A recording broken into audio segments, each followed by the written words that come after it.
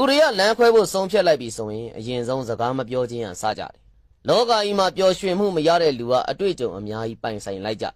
ကျုပ်ကမသိပဲသစ္စာရှိမှုကြီးကိုလိုက်ရှာခဲ့တယ်ဘယ်သိမလဲအသက်တောင်မှသစ္စာမရှိဘဲနဲ့ထွက်ခွာသွားတတ်တယ်ဆိုတာ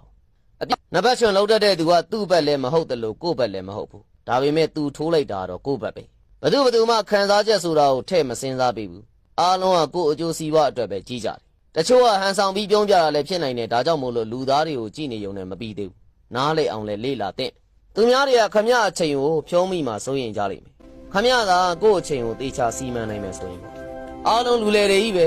လောကကြီးမှာဘသူ့မှဖြောင်းမှတ်တယ်လို့ရောင်လို့တောင်မတွေးမိစေနဲ့တယောက်လောက်ပါတယောက်တည်းကျုပ်ကိုဆုံးရှုံးရမှာကြောက်တဲ့သူတယောက်လောက်စုံမှုကျင်လိုက်တာစဉ်းစားတတ်တဲ့သူကအုံနောက်သုံးပြီးဖြည့်ရှင်းတယ်လို့မစဉ်းစားတတ်တဲ့သူကနှုတ်နဲ့ဖြည့်ရှင်းတယ်မင်းနဲ့စုံပြစ်မှာတီးလိုက်ရတာတော့လိန်တတ်တဲ့သူကအယမ်းမိုက်တယ်လောကမှာအခက်ခဲကြုံမှာကောင်းခြင်းဆိုးခြင်းတွေကိုသိနိုင်မှာမဟုတ်ရင်သူ့အတွက်အရာရာလွယ်ကူနေလိမ့်မယ်